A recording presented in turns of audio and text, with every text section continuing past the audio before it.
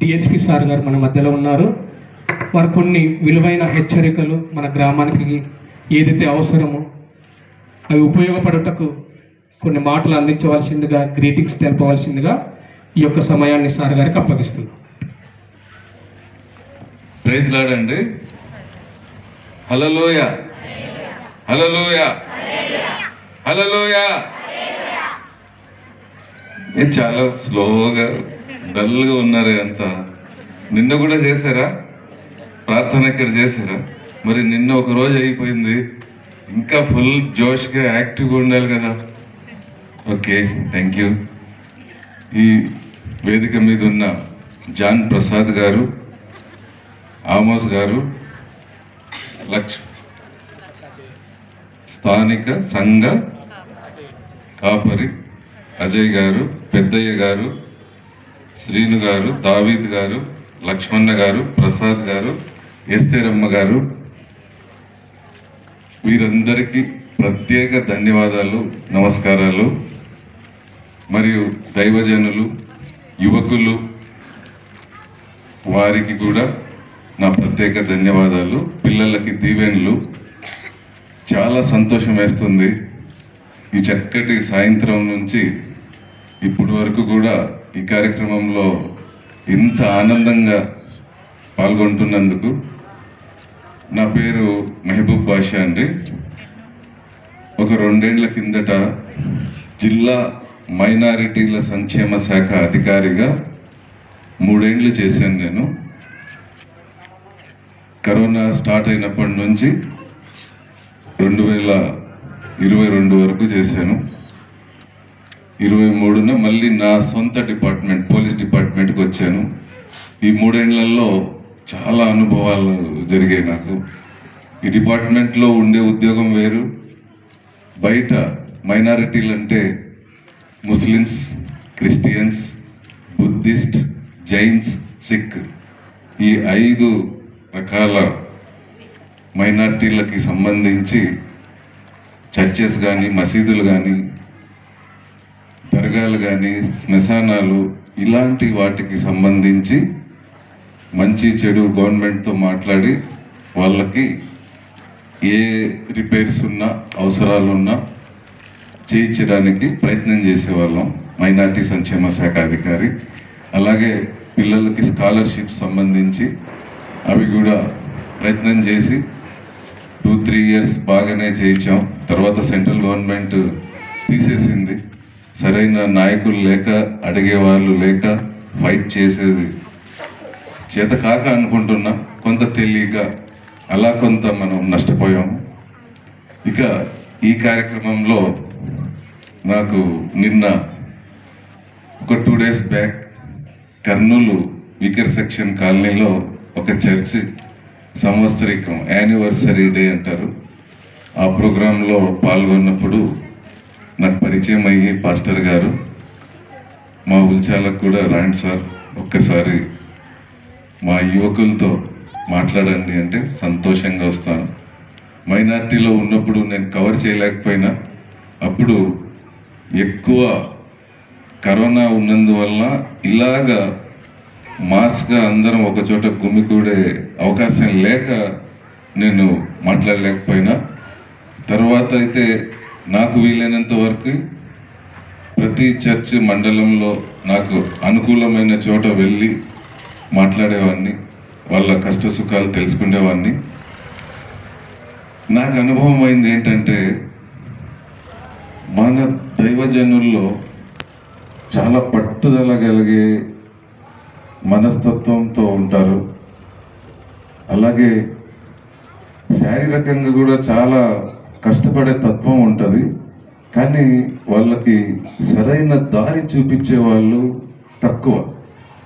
ఇంకా కొన్ని చోట్లయితే కొంతమంది కూడా లేక చాలా నష్టపోతున్నారు. అదంతా నాకు ఒక అవగాహన ఉంది. ఒక ప్లానింగ్లో ఉంటే నేను ప్రతి మండలంలో ఉన్న గ్రామాల్లో ఆ యువకులంతా ఒక చోటికి చేర్చి వాళ్ళకి ఏమేమి అవసరమో, ఎవరు ఏం చదివారు, ఆ చదువుకు తగ్గట్టు ఉద్యోగం గవర్నమెంటా ప్రైవేటా? ఈ రోజుల్లో ప్రైవేట్ ఉద్యోగాలు చాలా ఉన్నాయి. గవర్నమెంట్ జీతాల కంటే కూడా ఎక్కువ వచ్చే ఉద్యోగాలు చాలా ఉన్నాయి, మనకు తెలియదు. అవన్నీ ఎలాగా మన దైవజనులకి ఏ విధంగా వాళ్ళకు అనుకూలంగా అయ్యేలాగా చేయాలనే ప్రయత్నం నేను ఉన్నంత వరకు చేశాను. ఇంకేంటంటే నాకు కొంత ఆ 3 ఏళ్లలో నా పరిధి ఉంది, పూర్తిగా నేను చేయలేకపోయాను. కాకపోతే ఒక అవగాహనతో పాస్టర్తో ప్రతి మీటింగ్లో చెప్పేవాడిని, మీరు ఎటు దైవికంగా దైవజనుల్ని అందరినీ చెప్తా ఉంటారు, దేవుని వాక్యాలు అన్నీ చెప్తా ఉంటారు, బాగుంది, అందరికీ ఆ భక్తి ఉంది. ఎందుకంటే నేను ముస్లిమ్స్, హిందూస్ ప్రతి ప్రోగ్రాంలో కర్నూలులో పిలుస్తుంటారు, వెళ్తుంటారు. మన దైవజనుల్లో ఒక స్పెషాలిటీ ఏంటంటే ఆదివారం వస్తే చాలు, చిన్న పిల్లల దగ్గర నుంచి ముసలోళ్ళ వరకు కుటుంబంలో ఒక బైబిల్ పట్టుకొని చర్చికి వెళ్ళడమా, లేదా చర్చి లేని చోట ఒక ఇల్లు ఏదన్నా సెంట్రల్గా ఒక ఇల్లు పెట్టుకొని దాంట్లో పోయి చేసుకోవడమా చేస్తుంటారు. ఆ దైవ భక్తి చాలా ఉంది. అయితే మనం ప్రస్తుతం సమాజంలో బాగా వెనకబడి ఉన్నాం, చెప్పలేనంత వెనకబడి ఉన్నాం. ఇది ఎందుకు చెప్తున్నానంటే హిందూస్, ముస్లిమ్స్ శుక్రవారం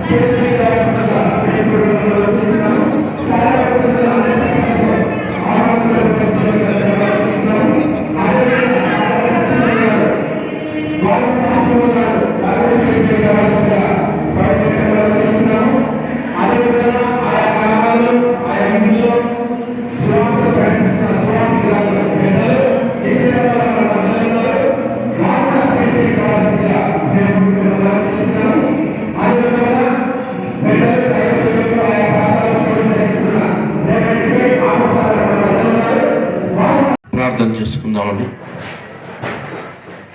కృపా సప్త సంపూర్ణుడా, పరిశుద్ధమైన తండ్రి, స్తోత్రముల ప్రభు, ఈ యొక్క సమయంలోనైనా మా పెద్దలందరినీ దీవించుము.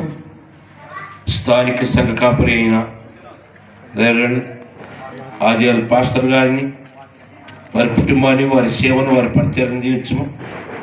సంఘ పెద్దలందరినీ దీవించుము, సంఘ వరసలను దీవించుము.